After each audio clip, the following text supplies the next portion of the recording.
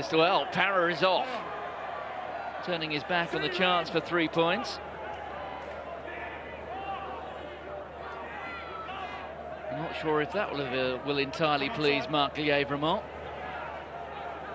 I suppose if it didn't, he won't be frightening in telling us at the post-match press conference, because that has been a moan and a groan from the French players that the straight words have been spoken in public by Marc Lièvremont over the course of the last few months. There's Parra again to Ducalcon. Getting caught there by his club teammate. That was Cudmore. There's Picamole. Back to Morgan Parra. Tranduc looking there perhaps for the drop goal, but instead he goes through 2 tackles. It's stolen by O'Toole. Mackenzie running along the line of his own 22. He was in about 4 different minds there. It's turned over, but then it's spilt by Parra.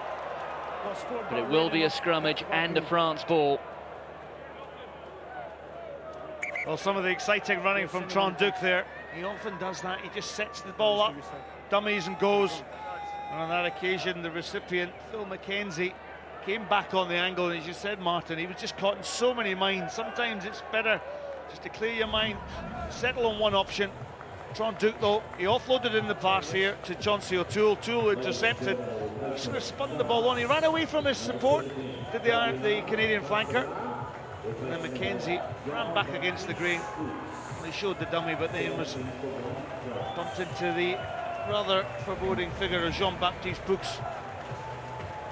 Poux going off for more treatment. It's a nasty little cut. He caught the fleeing brute in the first half of the tool, I think it was. Caught him with a stud. Purely accidental, of course. So replaced again by Fabien Barcella. Crouch. Touch. Pause. Engage. One of the controversial selections made by Marc Lièvremont was leaving Sylvain Marcanet at home. A man who can play on either side of the front row, but it's a penalty now to France, and this time Morgan Parra will just accept the gift there of 3 points. And the binding there of Jason Marshall being spotted by the referee. Yeah, Canada once again just guilty of giving away the 3 points. The binding of Jason Marshall slipping there. And words coming in for his more experienced second row colleague Jamie Cudmore. I think he realises his errors.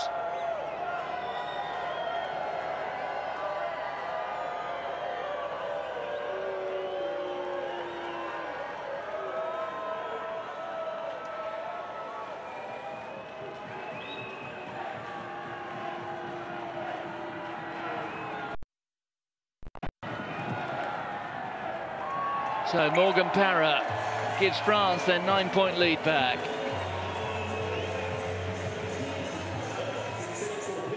Yeah, Parra with 4 penalties and a conversion.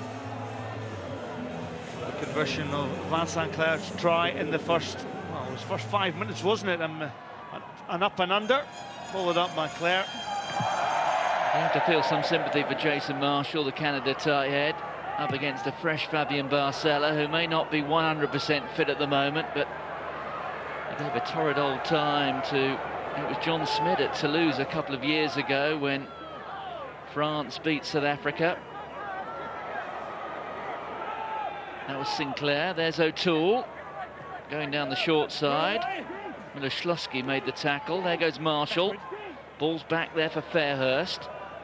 Munro looking for the offload. Kieran Hearn was looking for the ball, coming off his right wing. That's the captain, Ryden. The attempt at the drop again from Munro. And again, he's successful. Well. A wry smile there from Ander Munro. What about this for a little bit of a snap? You heard Cudmore shouting back there that he'd lost the ball, and suddenly, well, did not David Marty's body language sum it all up? Gathered by Carpenter. comes out of his 22. Maxime Mermoz in there making the tackle. The referee just checking again on the offside line. And you just wonder if this game's still got a little bit more in it. I still feel that Canada need to score next. They need to keep on adding to that total. Because if France get a breakaway or get another try, you really feel as though the game will run away from Canada. Well, I do have to remind you of that Churchill Cup contest 15 months ago in Denver at Infinity Park. Canada beating France A 33-27, a very strong France A side. Good two-handed take from Ouedraogo, the little chip over the top from Tranduk. Body check 13. But the body check 13. Coming from DTH van der Merwe. No, it's not on the kicker. And I think it was on Maxime The check Mermoz. is not on the kicker, it's on someone chasing the kick. You don't get the option. And Mermoz was just taken out right off the ball. Here's the snap drop goal once again. The second from Monroe. It was an absolute peach, wasn't it? Where you are, standing where you are. There was DTH van der Merwe just closing the door on the number 12 jersey of France, Maxime Mermoz.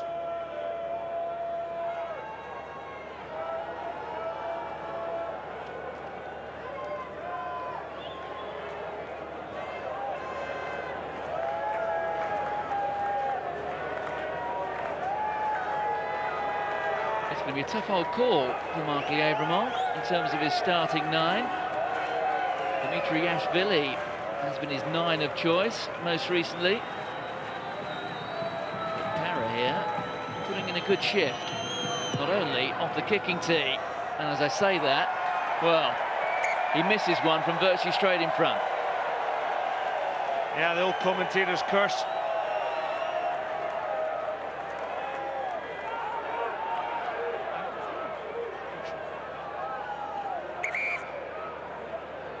Different ball thrown on by a ball boy. You can't take advantage of it quick.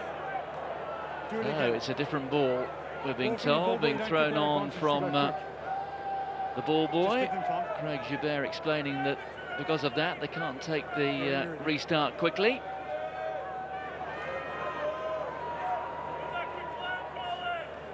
So Canada within 6 inside the last half hour. Tranduk sends it up into the night sky. Pritchard confident under that ball. Back from Fairhurst. There's Monroe. That was well read and well controlled by Damien Try. And Try has gone to ground as well. Cudmore's knocked it on. Referee says play on, fed by Barcella. There's Maxime Mermoz. Try is still down, by the way.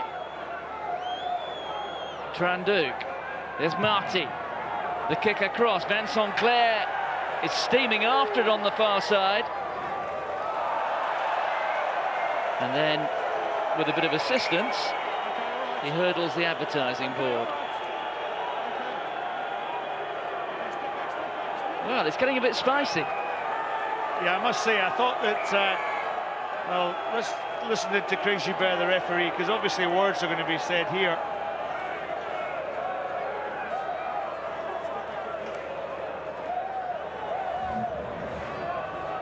Here's the incident here, the kick that had gone into the corner. Pritchard had it covered. There he goes, just nudges him a wee bit. I think it's a lot more than that. And I also think the previous one on Try as well, it wasn't of issue. Try got straight back up again.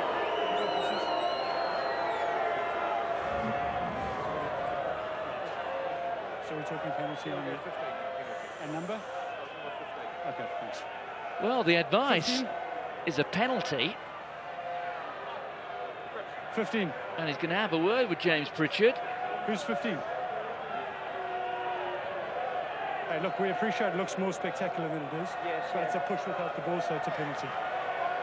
Well, what do you make of that? If we didn't have advertising boards, it wouldn't be an issue, would it? Absolutely, and as Gilbert said, it looked more spectacular than it was, so just carry on with the play. Look, it's a little nudge. Well, I feel sorry for the Canadians on that occasion.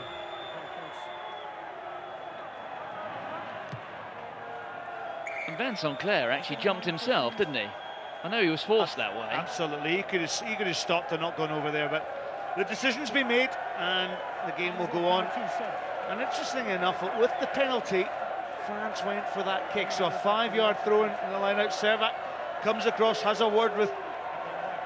Well, it's a switch in play, actually, switch in hookers. So it's Guillaume Garrado coming on for William Servat. So now all of the members of the France squad who are actually here in New Zealand have had game time. I say that because Jean-Marc Dussin, who's been called in to replace David Skrella having picked up that shoulder injury. Well, Dussin was playing for Toulouse on Friday night. Here's the drive. Bonner's got the ball in hand. That's the Canada try line.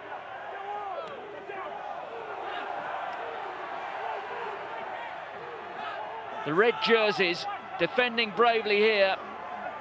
Look at Pascal Papé looking for the ball. Behind him is Ouedraogo. There it is, Bonner dropping his shoulder. So it will be a put-in at the scrummage for France.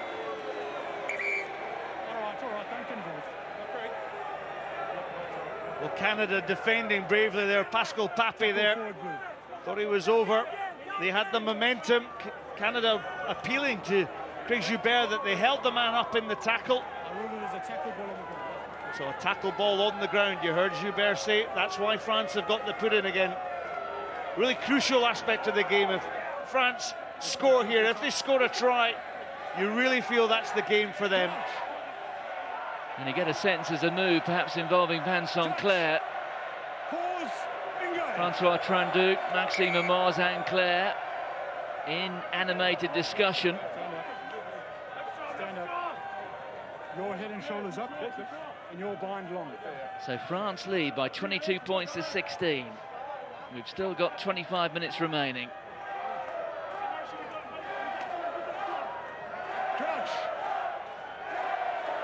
Touch. Pause. Engage. There it is for Picamole. Fairhurst did well, as did Kleberger. Well, the Canadians think they've turned it, and they have. Yes. Forward goes Bidens.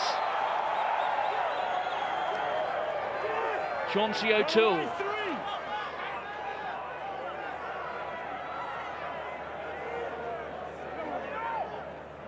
How important might that be in the context of the contest? Yeah, great defending there from Canada off that line out. Yeah, good applause there from the Canadian support. Indeed, it was from the scrum, my apologies. But Ed Fairhurst right in there, Kleberger right round as well. But it was more what happened after that. The Canadian Pat went over the top, turned the ball off the French.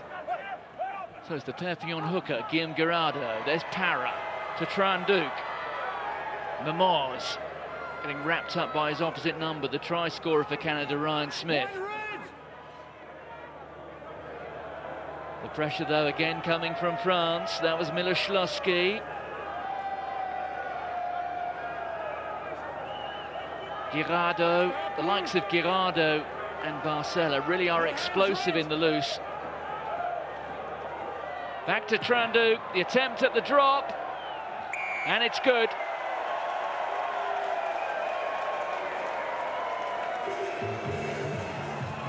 Well, it's certainly been a game for the half-backs. Trinduc slots over a drop goal. When the pressure was needed, Para just delivered it back, Trinduc back in the pocket. It was an easy swing, wasn't it? Probably about a 7-iron. Right, I've seen him play on. I've seen him, we're playing on. Well, the referee's saying we're playing on, despite the fact there is a Frenchman down in the Canadian half. It is Pascal Papé, who's now back up and running. Gathered by Picamole. Cudmore missed the tackle altogether there, didn't he?